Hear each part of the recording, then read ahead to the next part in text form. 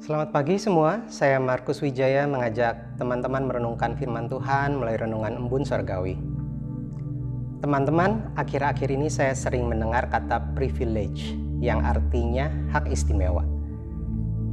Banyak orang merasa iri terhadap orang-orang muda yang memiliki privilege atau hak istimewa terlahir di keluarga yang kaya raya.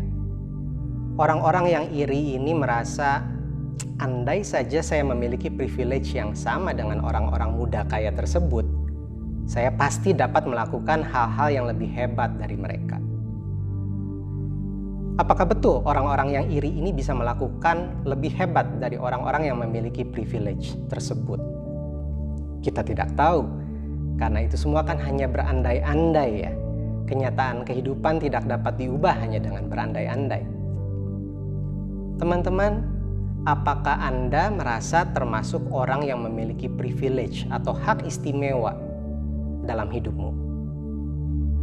Menurut saya sebagai manusia seringkali kita gagal menyadari privilege yang masing-masing kita miliki.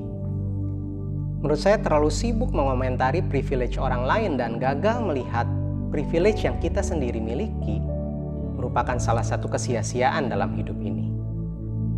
Ada satu kisah menarik di kitab Kejadian 48 yang menceritakan peristiwa ketika Yakub memberkati cucunya dari Yusuf. Yusuf memiliki dua orang anak, yang sulung bernama Manasye dan yang bungsu bernama Efraim.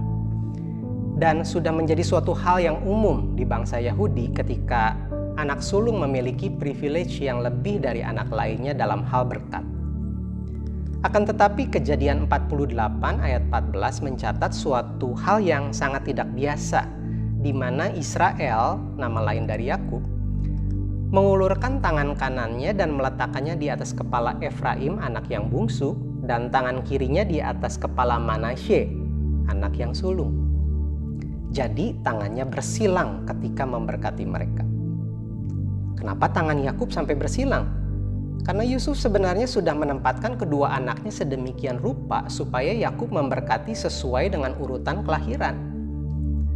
Jadi ketika Yusuf melihat tangan ayahnya bersilang ketika memberkati anaknya, Yusuf berkata di ayat 18-19, "Janganlah demikian ayahku, sebab inilah yang sulung.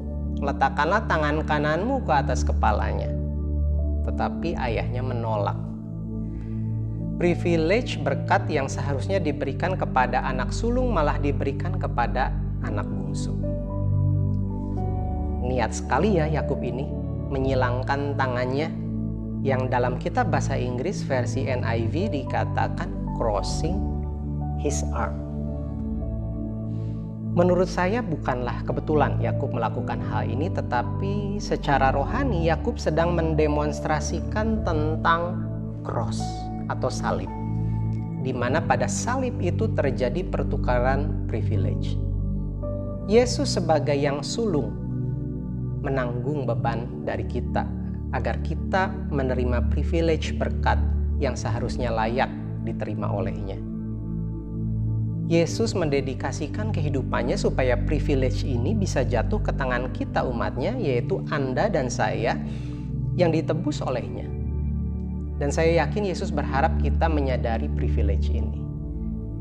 Untuk itu Yesus pernah berkata dalam Yohanes 14 ayat 12, "Aku berkata kepadamu sesungguhnya barang siapa percaya kepadaku, ia akan melakukan juga pekerjaan-pekerjaan yang aku lakukan, bahkan pekerjaan-pekerjaan yang lebih besar daripada itu." Orang yang sadar memiliki privilege dalam hidupnya tidak akan menata kehidupannya biasa-biasa saja. Pasti mereka akan berusaha menggunakan privilege tersebut untuk melakukan hal-hal yang lebih besar lagi yang orang kebanyakan tidak dapat melakukannya. Namun masalahnya seringkali kita melihat Yesuslah yang memiliki privilege. Oleh karena itu kita sering berkata, ya saya kan bukan Yesus. Mungkin dalam hati kecil kita berandai-andai. Apabila saya seperti Yesus, saya juga pasti bisa melakukan ini dan itu. Kita gagal melihat bahwa di atas kayu salib, Yesus menyerahkan privilege yang harusnya dia peroleh dari Bapa di sorga kepada kita. Justru Yesus berharap kita menyadari privilege yang sudah diberikan kepada kita, supaya kita dapat melakukan pekerjaan-pekerjaan yang besar di dalam kehidupan kita.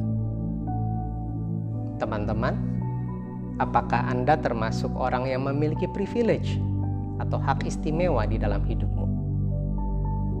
Secara materi mungkin Anda bukan orang yang super kaya raya, tetapi biarlah pagi ini kita diingatkan bahwa ada seorang pribadi bernama Yesus yang sudah dedikasikan hidupnya untuk kasih kita privilege, untuk kita dapat melakukan perbuatan-perbuatan besar di dalam kehidupan kita, baik untuk diri kita sendiri, keluarga kita, bahkan orang-orang yang Tuhan taruh di sekeliling kita.